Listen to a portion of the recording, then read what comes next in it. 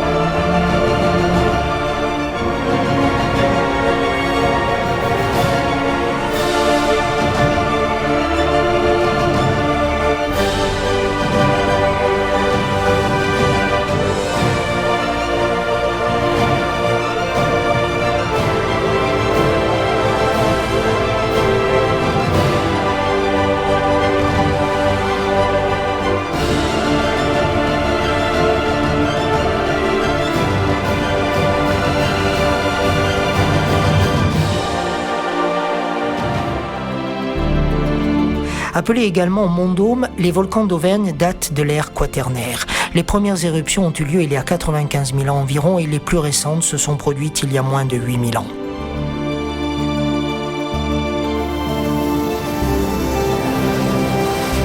La chaîne des Puys constitue le plus jeune ensemble volcanique de France métropolitaine. Elle fait actuellement l'objet d'une démarche de classement au patrimoine mondial de l'UNESCO. Une démarche importante pour le territoire, une démarche voulue et impulsée par le président du Conseil général du Puy-de-Dôme, Jean-Yves Goudbel.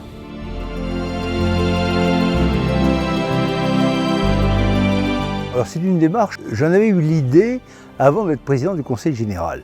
Alors d'abord, il y a des éléments scientifiques, le type de volcanisme, la diversité du volcanisme, le fait que c'est du volcanisme, mais c'est aussi, en termes de géologie, toute la problématique de la faille de Limagne avec le soulèvement des Alpes, ce rift continental qui a commencé à se dessiner et qui est un phénomène exceptionnel qu'on ne rencontre pas ailleurs dans le monde. Et puis deuxième élément, c'est évidemment l'esthétique, ce qui est visible pour le visiteur, cet alignement nord-sud de 80 volcans qu'on ne trouve pas non plus sur d'autres continents. L'inscription au patrimoine mondial est quelque chose d'essentiel, de fondamental pour nos territoires. La démarche que nous avons initiée n'est pas une démarche purement institutionnelle. Nous avons pris appui sur des personnalités connues mondialement, nationalement, sur les entreprises, sur le monde associatif, sur les institutions, les collectivités locales. Et ce partage de cette démarche est un élément essentiel qui, au-delà de l'inscription, devra continuer.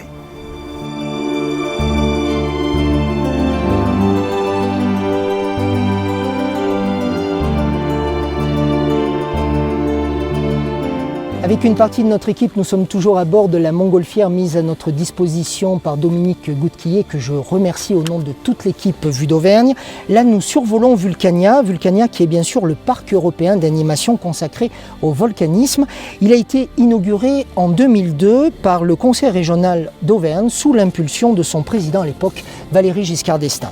Pour Vues d'Auvergne, Valéry Giscard d'Estaing a accepté de revenir sur le sens premier de Vulcania. Une des ressources possibles pour l'Auvergne, il y a l'agriculture évidemment, notamment l'agriculture de montagne, l'élevage. Il y a l'industrie, mais l'industrie est assez localisée en Auvergne dans 2 ou 3 villes. Et il y a le tourisme. Mais le tourisme vient quand il y a une grande attraction. Bon, les grands monuments visités en France, c'est le Mont-Saint-Michel, c'est Versailles et ainsi de suite. Et l'Auvergne, quoiqu'ayant des belles choses à voir, n'avait pas de pôle d'attraction. Et je me suis dit, il y a un pôle d'attraction qu'il faut mettre en valeur, c'est le volcanisme. Parce que quand on arrive dans la plaine de la Limagne et qu'on voit cette chaîne, c'est une scène tout à fait extraordinaire, c'est une chose d'une rareté, une beauté tout à fait exceptionnelle. Donc je me suis dit, il faut mettre en valeur le vulcanisme, comment faire? Alors je me suis dit, il faut faire une sorte de parc scientifique, un espèce de parc de loisirs, mais enfin de loisirs agréables, de visite, sur le volcanisme. À ce moment-là, réflexion, où le faire? Il y a eu des candidatures, il y a eu la candidature de Pont-du-Château en particulier, il y a eu la candidature de Châtel-Guyon, qui avait un assez grand terrain à l'entrée de la ville sur la gauche. Mais je me suis dit, si on fait un parc sur le volcanisme, il faut le faire près des volcans. Il faut traverser les volcans, voir les volcans, qui est un côté concret. Quand j'étais enfant, avec mon frère, mes cousins, nous circulions à bicyclette dans toute la région sans arrêt. Et nous passions souvent sur la route qui va de Clermont à Pont-Gibaud. Et sur cette route, on voyait à gauche quelque chose d'un peu bizarre, qui était un camp, avec des grillages tout autour, une petite maison en parpaing d'ailleurs, et aucune activité. Qu'est-ce que c'était? Nous ne savions pas. Alors je me suis renseigné, c'était un dépôt militaire en fait. Ce n'était pas un champ de tir, il y avait ailleurs des champs de tir en Auvergne, comme vous savez. Ce n'était pas un champ de tir, c'était un dépôt militaire en vue de stocker des matériels divers, et qui avait une superficie assez importante. Alors je me suis dit, c'est là qu'il faut faire Vulcania, parce que quand on lève la tête, on voit le puits de Dôme, on voit le puits de Pariou, on voit le volcan. Donc c'est là qu'on va faire le projet. Et ça n'était pas, je précise, dans la partie classée du parc des volcans. Donc il n'y a eu de ce point de vue aucune dérogation, demande exceptionnelle, et ainsi de suite. Donc je me suis dit, on va faire un parc de loisirs scientifiques sur le volcanisme, avec toutes les grandes manifestations volcaniques dans le monde qui sont fréquentes, spectaculaires, parfois dangereuses d'ailleurs, et on va le faire au pied des volcans d'Auvergne, derrière.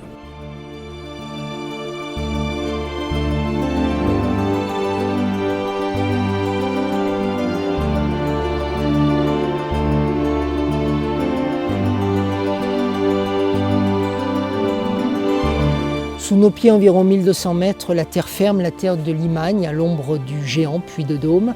C'est ici, comme inspiré mais aussi protégé, que vivent des hommes et des femmes désireux de rendre hommage à ce volcan. J'ai découvert Orsine quand mes parents ont racheté ce restaurant il y a à peu près 30 ans. Ça fait 11 ans que je suis installée, donc c'est un rêve de petite fille qui s'est réalisé.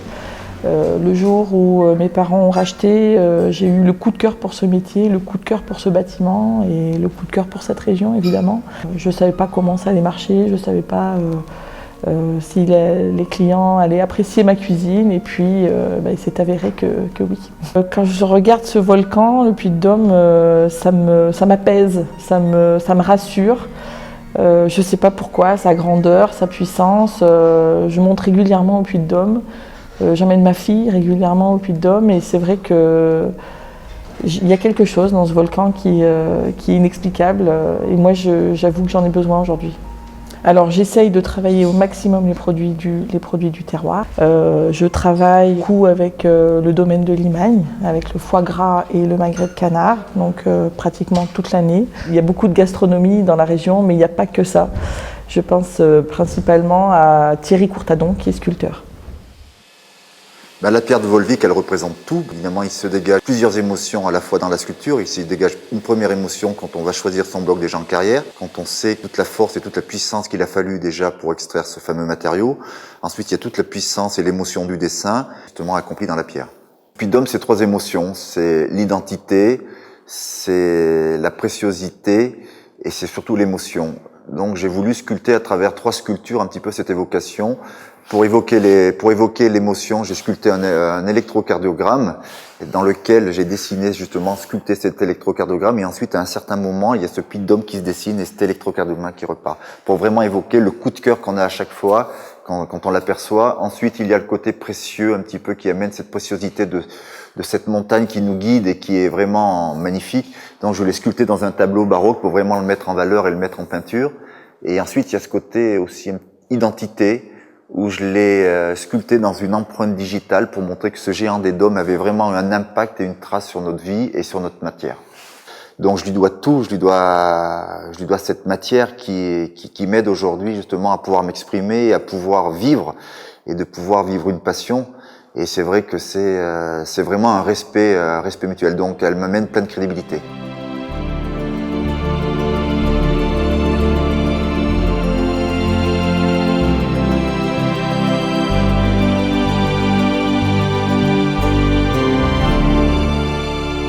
En 2012, le Conseil général du Puy-de-Dôme a initié la mise en circulation d'un train à crémaillère permettant aux touristes de rejoindre le sommet du plus célèbre de nos volcans. Sur 5 km, le panoramique des Dômes, c'est son nom, offre un paysage unique sur la chaîne des Puys. Ils l'ont emprunté pour nous retrouver au cœur du musée lui-même accolé au temple de Mercure.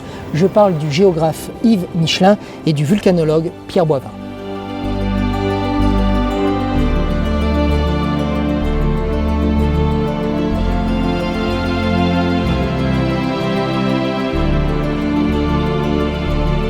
Il y a 25 000 ans, il faisait très très froid ici puisque les premiers glaciers étaient à peu près au niveau d'Orcival à 30 km. Donc on avait un climat qui était très froid, très sec, sans glace, mais avec une végétation de type toundra.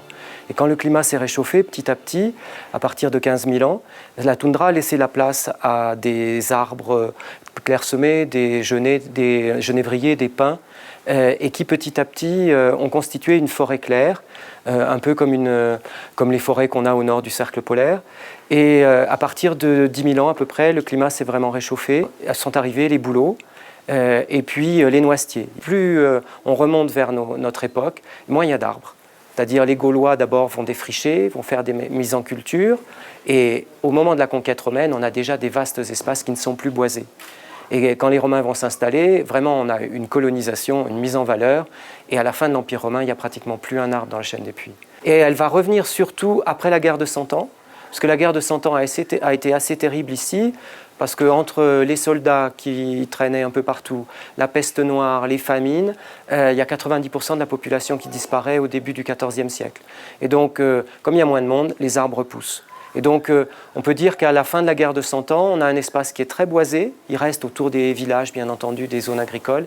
Mais les volcans sont globalement boisés. Durant tout l'Ancien Régime, depuis la fin du Moyen-Âge jusqu'à la Révolution, la forêt va disparaître petit à petit pour faire du bois de chauffe, pour faire du charbon de bois. Alors, la chaîne des Puys, on considère de façon assez arbitraire qu'elle a commencé il y a 100 000 ans, c'est une valeur ronde. Elle a fonctionné en plusieurs étapes essentiellement, mais de façon assez régulière. Et le Puy-de-Dôme est né dans la dernière phase, il y a 11 000 ans. On ne peut pas ne pas le voir. Et il est la figure tutélaire un petit peu du coin.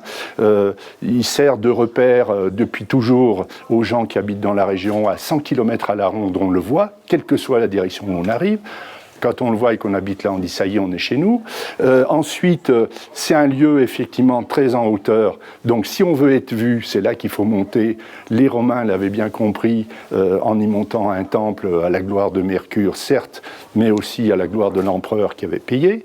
On y met aussi, c'est un lieu privilégié pour diffuser les ondes sans aucun obstacle dans toutes les directions. Donc on a l'antenne pour cette raison-là derrière.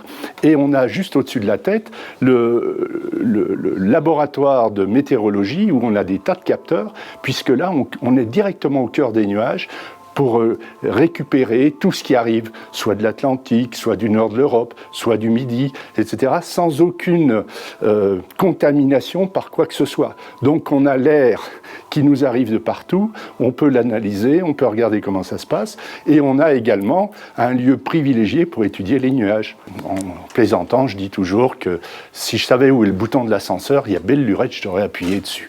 Parce que, vraisemblablement, on dit une éruption, on va avoir peur. Alors oui, on peut avoir peur de certaines éruptions.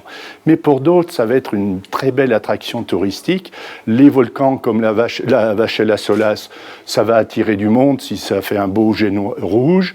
Une coulée qui avance tranquillement à 3 km/h, donc on a le temps de regarder, de faire toutes les photos qu'on veut.